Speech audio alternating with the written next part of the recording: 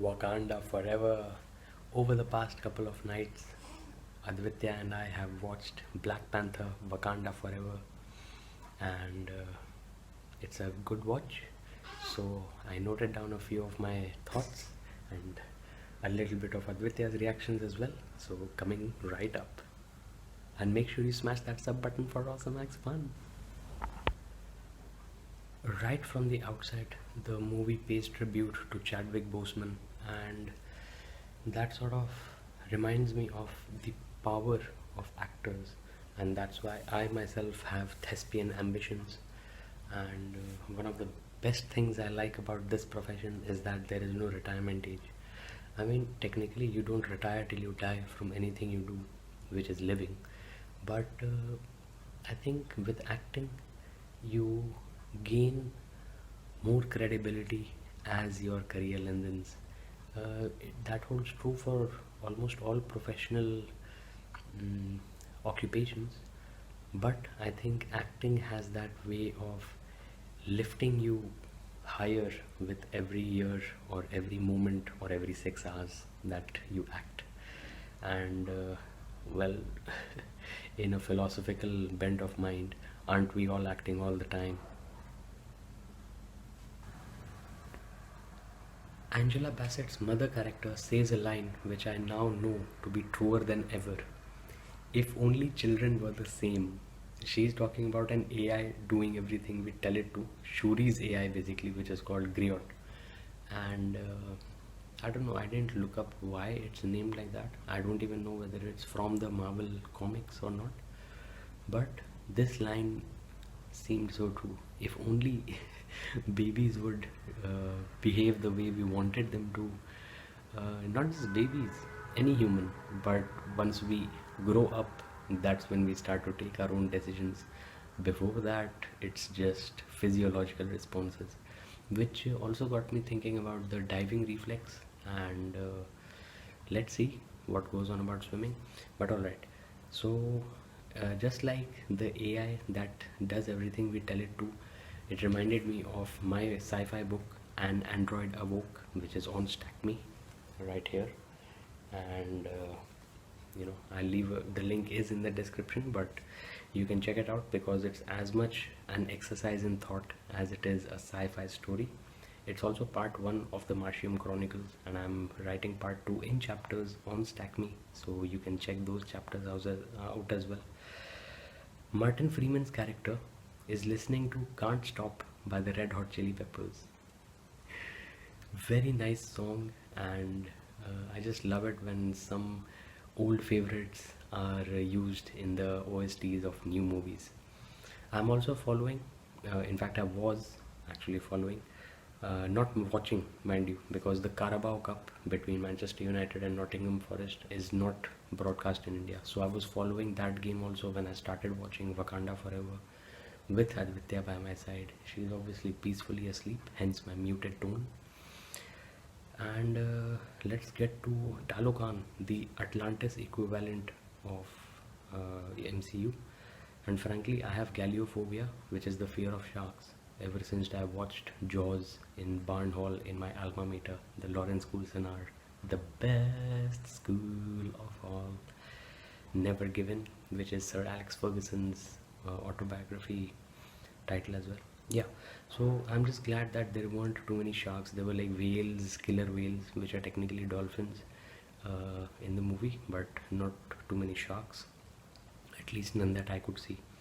And it's a Central American point of view that's added to the MCU. It's all part of their diversity and inclusion plans, which is all well and good.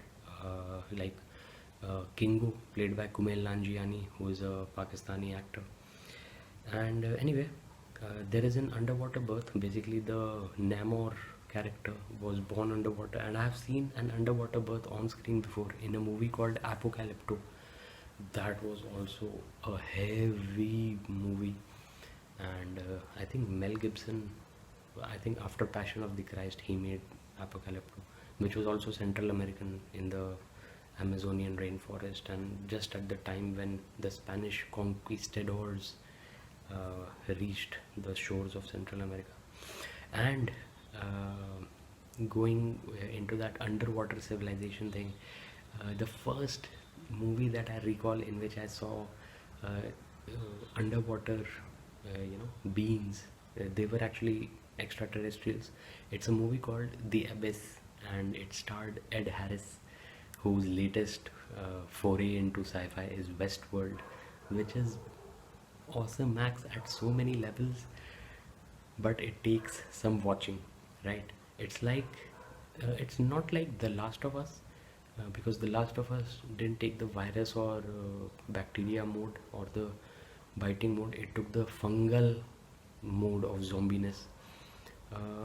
But anyway, spiraling back to Wakanda Forever, this is kind of where I stopped when we enter Talokan, the underwater Atlantis. I stopped in the first night that I was watching, and then Namor asks Shuri, "I need to know if Wakanda is an ally or an enemy. It ain't so simple, yo, bro." The world and people are not so simple. Well, killing a person of another nation is obviously gonna mean war, right? So that's what happens. Glory to Hanuman. The Jabari tribe and I have commonality, divine affinity, because Lord Hanuman is my favorite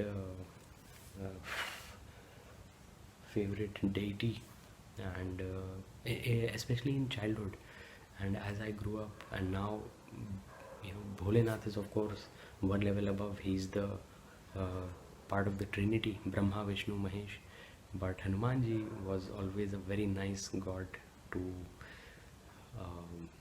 venerate. Okay, so Namor invades Wakanda, kills Ramonda, and says "Volvere mañana," which means I'll come tomorrow, basically a week later. And in 1 week, Wakanda becomes the site of an awesomax showdown. Action and everything apart, CGI and everything apart. Julia Louis-Dreyfus with a purple highlight to go with her sarcasm. Yes, please. Seinfeld, The New Adventures of Old Christine, and of course, Veep. I mean, they just knocked it out of the park with Veep.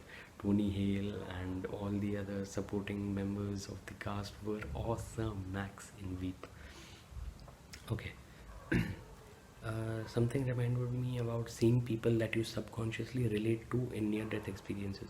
Oh right, when Shuri ingests the heart-shaped herb, the synthetic heart-shaped herb.